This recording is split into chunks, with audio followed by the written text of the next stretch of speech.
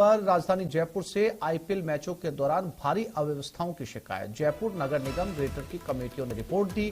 Fire committee ने कल match के दौरान निरीक्षण किया था। फायर कमेटी, लाइसेंस कमेटी और होल्डिंग कमेटी के पदाधिकारियों ने निरीक्षण किया। फायर कमेटी के अध्यक्ष पारस जैन ने कहा, अग्निशमन को लेकर समुचित व्यवस्था स्टेडियम में दिखाई नहीं दी। पर्याप्त तादाद में अग्निशमन यंत्र नजर नहीं आए। लाइसेंस समिति के चेयरमैन रमेश जैनी ने कहा, फूड क्वालिटी अनहाइजीनिक दिखाई दी। महापौर को रिपोर्ट सौंपकर चेयरमैन ने कहा, नगर निगम ग्रेटर द्वारा सख्त कार्रवाई की जानी चाहिए।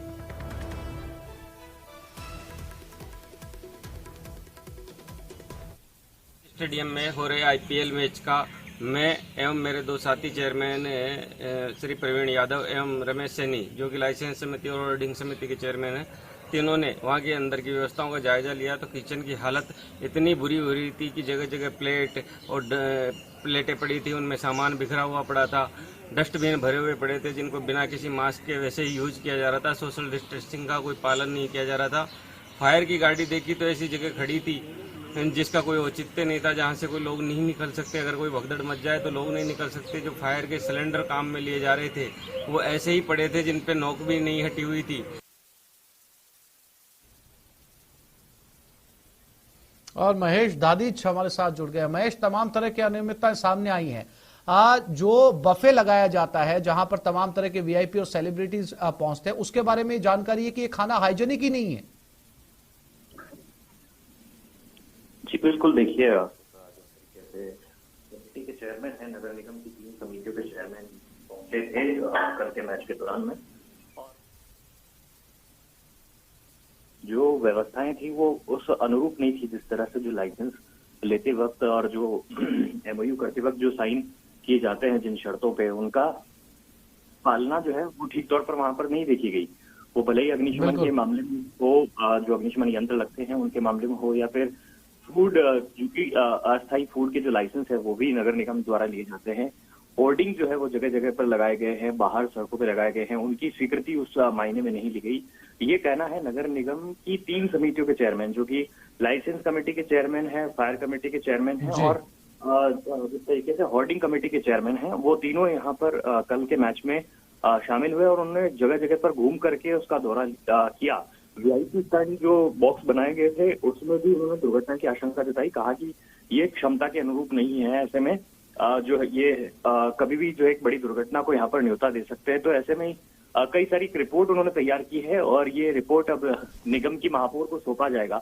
कल हमने सबसे पहले बताया था कि निगम की एक कमेटी जो है आज दौरा कर सकती है। उसके बाद में किसी तरह से ये सूचना नहीं आई और दौरे को गोपनीय रखा गया। इसके बाद में जब जाकर के आज रिपोर्ट जो है वो तैयार कर ली गई और मेयर को सौंपी जा रही है। उस दरमियान में जानकारी है कि कल जो है औचक निरीक्षण किया गया था और जो पूरी रिपोर्ट है वो तैयार की गई है। कई खामियां पाई गई है, कई कमियां पाई गई है। अब इन बिंदुओं पर देखना यही होगा कि नगर निगम इस पर क्या एक्शन लेता है, या फिर जिस तरीके से अलग अलग तरीकों से हमने देखा है कि जो विवाद उपजे हैं वो कहीं न कहीं टिकट और पासेस पर जाकर के शांत हुए हैं, क्या असल में इसका भी ऐसा ही हर्ष होता है या फिर वाकई में कोई कार्रवाई यहाँ पर अमल में लाई जाती है? जी महेश, सबसे महत्वपूर्ण बात यह है कि आईपीएल का क्रेज इस समय पूरे देश के अंदर है और आपने देखा कि एसएमएस स्टेडियम के अंदर हजारों की तादाद में लोग जो है मैच देखने पहुंचते हैं। ऐसे में कमेटी ये पाती है कि वहां पर अग्निशमन उपकरण पर्याप्त मात्रा में ही नहीं है। ऐसे में कोई हादसा अगर वहां पर गलती से भी घट जाता है तो ये लाखों जान के साथ खिलवाड़ होगा। देखिए, निश्चित रूप से 28,000 की क्षमता है एसएमएस स्टेडियम की, और इससे लेकर के जो फायर कमेटी के चेयरमैन हैं जिनसे हमारी बातचीत हुई और जिन्होंने अपनी बाइट में भी ये बताया है, पारस जैन, उनका कहना है कि जो अग्निशमन के उपकरण लगे हुए हैं वो पर्याप्त मात्रा में नहीं है, और दूसरा जो अग्निशमन के उपकरण लगे हुए हैं उनको ठीक तौर पर जैसे कि यंत्रों को यूज किया जाना चाहिए उस प्रकार से वहां पर नहीं रखा गया है। यानी कि अगर कोई दुर्घटना हो तो आप किस तरीके से ऑपरेट करेंगे वहां पर उसकी जो व्यवस्था है वो ठीक तौर पर वहां पर नहीं है।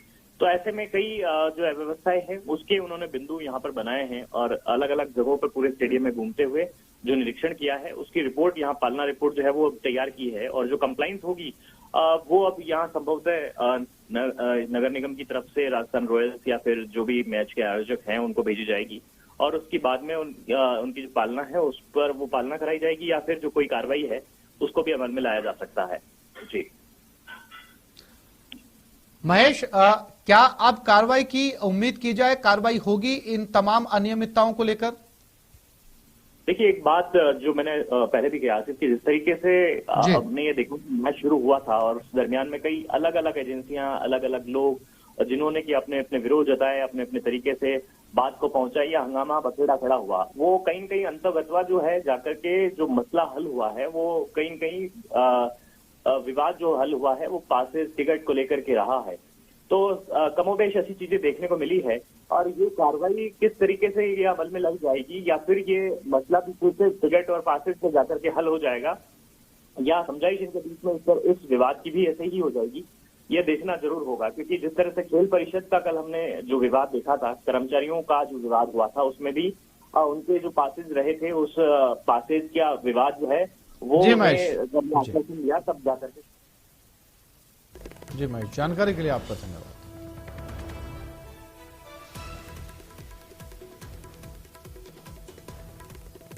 और ये खबर बाड़मेर से है। सचिन पायलट बाड़मेर पहुंचे हैं। वीरेंद्र चौधरी की प्रतिमा का अनावरण किया। मंत्री हेमाराम चौधरी के बेटे की याद में वीरेंद्र धाम बनाया गया है। वीरेंद्र धाम छात्रावास का लोकार्पण किया। आदर्श स्टेडियम में आम सभा को भी संबोधित करेंगे।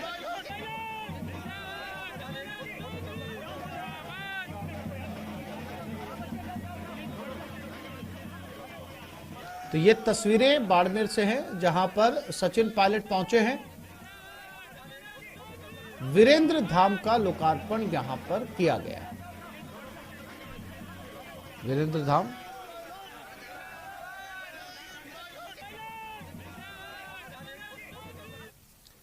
महंगाई राहत कैंप को लेकर एक और मुख्यमंत्री अशोक गहलोत जहां खुद मॉनिटरिंग कर रहे हैं, तो दूसरी ओर जिलों में बनाए गए कैंप जिला प्रभारी अपनी प्रभावी भूमिका निभा रहे हैं। जोधपुर में सत्येंद्र भारद्वाज, पाली में बाल संरक्षण आयोग की अध्यक्षा संगीता बेनीवाल, पाली के पूर्व सांसद बद्रीराम जाखड़ ने मोर्चा संभाला, जिससे कि कैंप में किसी तरह की कोई तकलीफ या कोई समस्या आमजन को ना हो। इसको लेकर लगातार मॉनिटरिंग की जा रही है। सत्येंद्र भारद्वाज पिछले 3 दिनों से जोधपुर ग्रामीण इलाकों में प्रभावी क्रियान्वयन को लेकर कार्यरत है।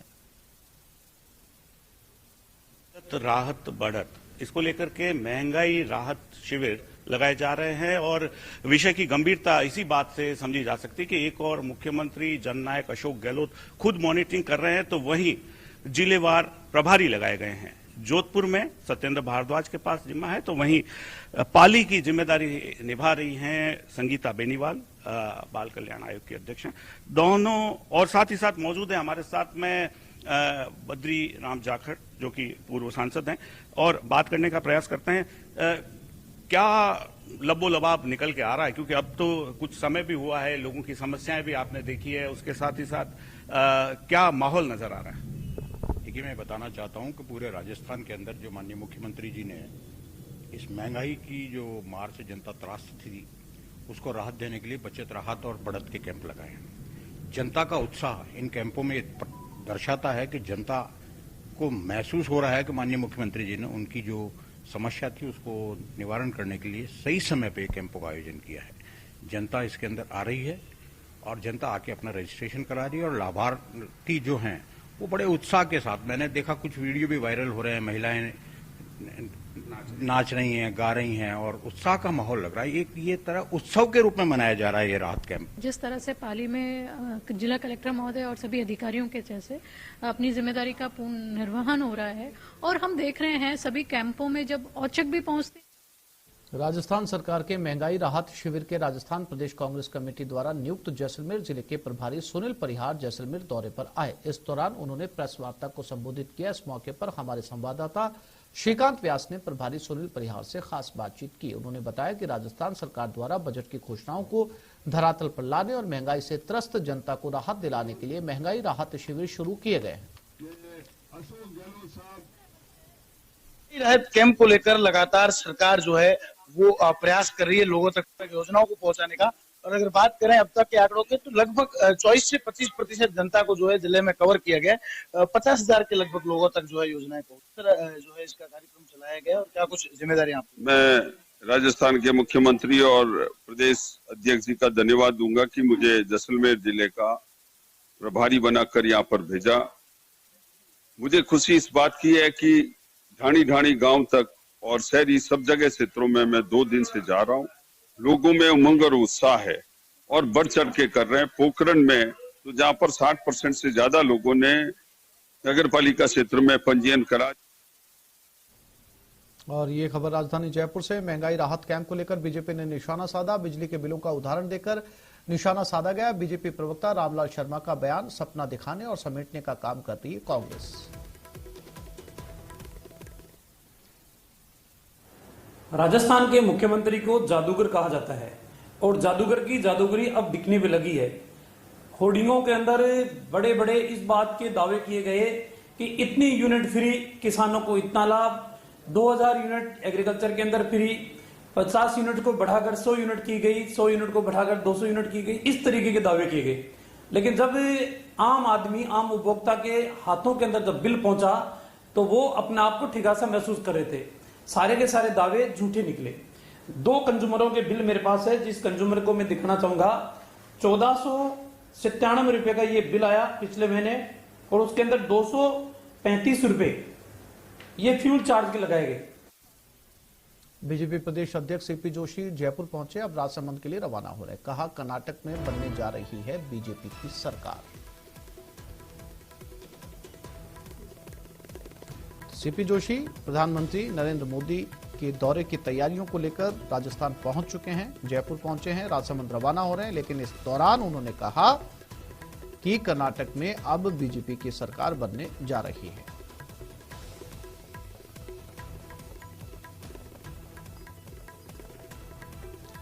दस मई को प्रधानमंत्री नरेंद्र मोदी राजसमंद आएंगे। नाथद्वारा दौरे के दौरान पीएम मोदी मावली, मारवाड़, अमान परिवर्तन की आधारशिला रखेंगे। साथ ही प्रभु श्रीनाथ जी के दर्शन करने के बाद नाथद्वारा में रोड शो भी कर सकते हैं। पीएम मोदी के प्रस्तावित नाथद्वारा दौरे को लेकर तैयारियां तेज हैं। रेलवे, जिला प्रशासन के साथ ही बीजेपी नेताओं ने नाथद्वारा के दामोदर दास स्टेडियम का निरीक्षण किया और प्रस्तावित दौरे की जनसभा इस इलाके में करने को लेकर रूपरेखा तैयार की गई।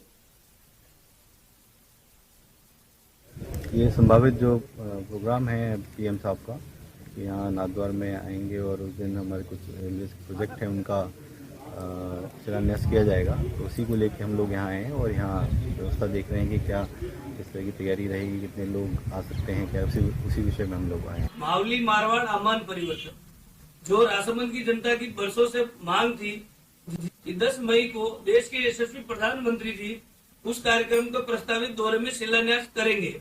साथ ही राजस्थान के नवनियुक्त प्रदेश